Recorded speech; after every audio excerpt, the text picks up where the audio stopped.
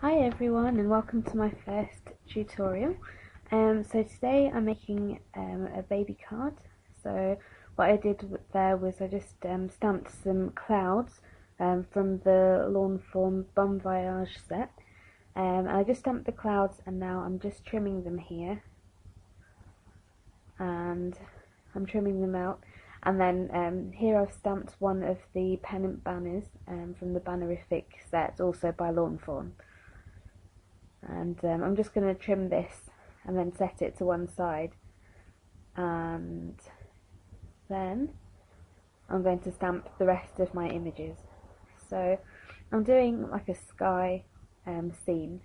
If you look there you can see the scene, the sky. I've put all of the clouds, I've just laid them down but I haven't adhered them yet. So I've just stamped the Polaroid from the Say Cheese set, and you can see that there's some black in the window of one of the Polaroids, but that's okay because that's going to be covered up. That second Polaroid stamp, again, that's imperfect, but the square from the centre of that Polaroid is going to have the main image on it, and I'm going to stick that over the top of the outline with the black, so it's okay. And I'm just stamping the sentiment here. So that's the It's a Boy sentiment, and that is using the Sophie sentiment set. And you'll see at the end that I've added an exclamation mark for some added interest. But I did that right at the end and it's not on the video. So now I'm stamping this carousel, and this is from the this is also from the Lawn Fawn set. It's from the Admit 1 set. And I haven't used this image before, so I'm quite interested, or quite excited rather, to use it. And I'll be colouring this in later. So now I'm just cutting out those pennants. And I stamped the pennants on some cardstock. It was basic grey cardstock. And I like to use the red because it's a nice bold colour. But red and blue, I suppose, is very traditional, but I do like using red on cards for little boys. Okay, so now I'm sticking down those clouds. I'm using my big ATG gun, which I love. Once you stick something down with the ATG, it doesn't go anywhere. So I've just finished adhering all my clouds after placing them how I like them. And I'm using my non-stick Tim Holtz scissors just to trim off the edges on the back of the card. And these are really great scissors because you can see my Custard Bee scissors there. They really don't like glue and other adhesives. They do get stuck together, whereas the Tim Holtz scissors handles that really well. Okay, now the line that I'm drawing here is going to be used for some twine. I'm going to stick the twine down, and then I'm going to adhere those pennants over the top of the twine because I like that added bit of interest, so that that there's some string holding the pennants up there. So after checking where those pennants are, I'm just drawing in the line here. There we go. And then I'm getting my glossy accents, and I'm just going to go over that pencil line with the glossy accents, doing a very thin line there. There we go. Just making sure that there are no gaps and it's got some good coverage. And now I get my twine, and it's a little bit tricky. You have to stick it down and then you need to hold it in place for just a couple of seconds at each point. There we go, just pressing it and holding it down and making sure that it follows that line.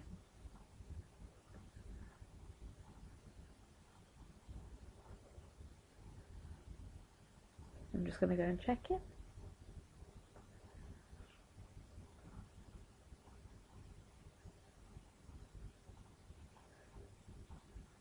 Brilliant. Now what I've done with the pennants is I'm just sticking some 3D foam squares to the bottoms of the pennants. I haven't bothered to use any glue or anything on the twine.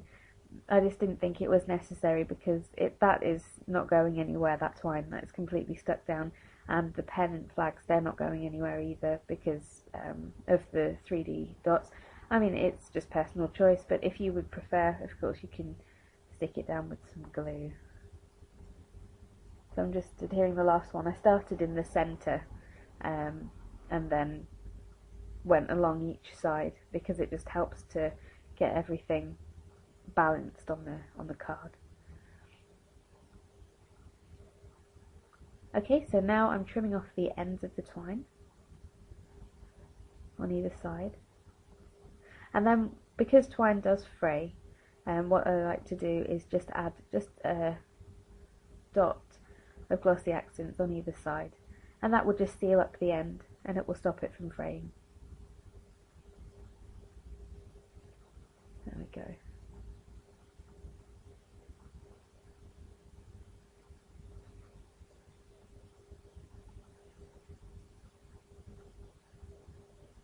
Okay, so the next thing I'm doing is, you can see I've trimmed the images, and I'm just using some Tumble Glass Distress ink to ink up the edges of both of the sets of images. I'm not actually colouring any sky in this image, so it was nice just to ink it up. It just gives it a little bit of added interest. And now I'm just colouring the image with my Copics. So I just stuck with a couple of shades of blue for the carousel, and this dark blue just shows that little horse is a boy, and you'll see later on with the carousel, with the top and with the bottom, I just go over and over and over some sections just to make them that little bit darker, and it's just using the same colour, because with Copics, when you add the same colour in layers on top of itself, it does darken it by a shade each time. So it's a good way of using, just a few pens, but making the colours quite different, and it also gives you that in-between shade that you may not own yet, or that slight colour that may even not exist. So it's quite helpful. And now I'm just colouring the little horses very quickly.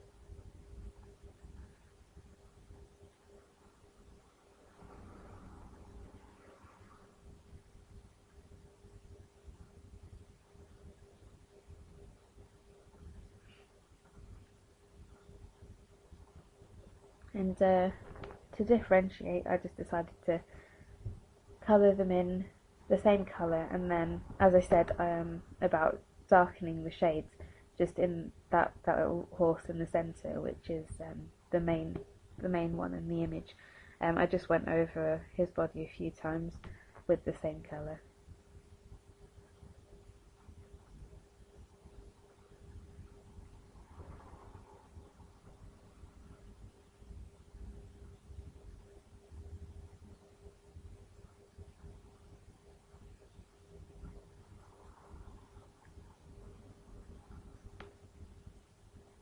I'm just adding some shading here, and I think can't actually remember which colours they are. I think it's E33 and E35 actually. Those are the two colours. And I didn't actually use the E35 that much. I just used it once, I think, and then the rest I just went over and over the image again with the E33.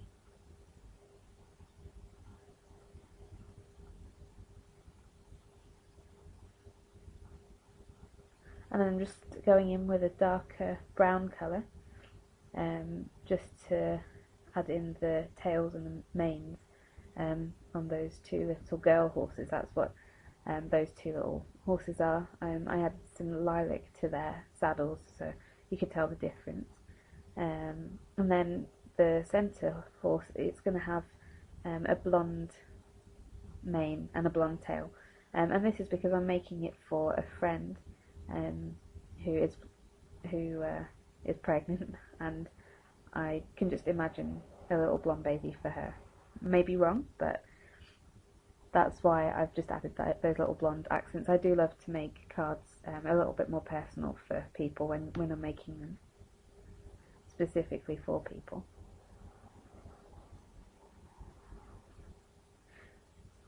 And here I'm just going over that blonde hair with milky white. I can't remember what the shade of Copic is. And here I'm just adding, with the E35, I'm just adding a colour to their noses because those were also plain. Okay, so now I'm just tying my twine around the top because I'm actually using a sketch here. The sketch is for the current landscaping challenge, and I thought I'd just use the pennant banner, and here I thought I'd just wrap it round a couple of times and tie a bow. So that's what I'm doing now.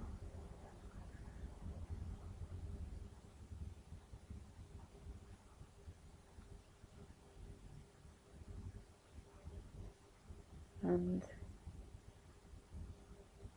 I don't really have great tips on tying bows. I do like to adjust, especially with twine. I mean, with ribbon I find it a little bit easier, but with twine you just have to go back and adjust it a few times, which is what I did. And I trim the ends, and then I'm just adhering everything together, or just laying everything down actually. Just wanted to check where that image would go because I was a bit worried it was going to come off the page. So I'm just rounding those corners of the patterned piece, and then I'm just rounding the corners of the card base as well. I love rounding corners. I just think it gives a lovely soft touch, and it's also something that you don't see in shop bought greeting cards really, so I do like that little personal touch.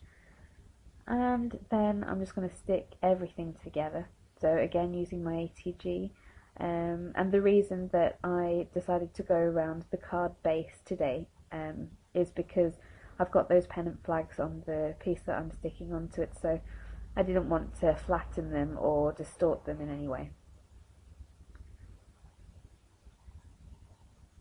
Right, so now what I've decided to do is to just go around the edges of that piece with the Tumble Glass Distress ink, and that will give it some nice colour there, just give it a bit of interest, because what I actually meant to do on this blue background was to stamp like a background stamp, just to give the sky a bit of texture, and I forgot to do that, so next best thing, just do some distressing.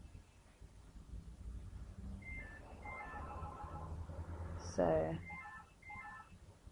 here I'm just adhering it down.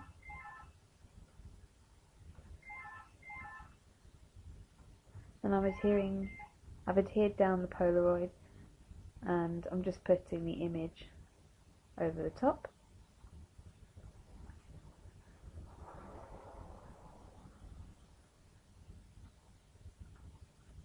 And I'm just turning up those flags right at the end, just to give it some lift, and when you look at it then you can see that 3D effect. And I'm just finishing off the card with some little gems, some red gems for some interest. It really just finishes off the card really well. So I hope you enjoyed it, and thank you very much for watching. Please rate the video, I really appreciate it, and I hope to catch you again next time. Thanks, bye.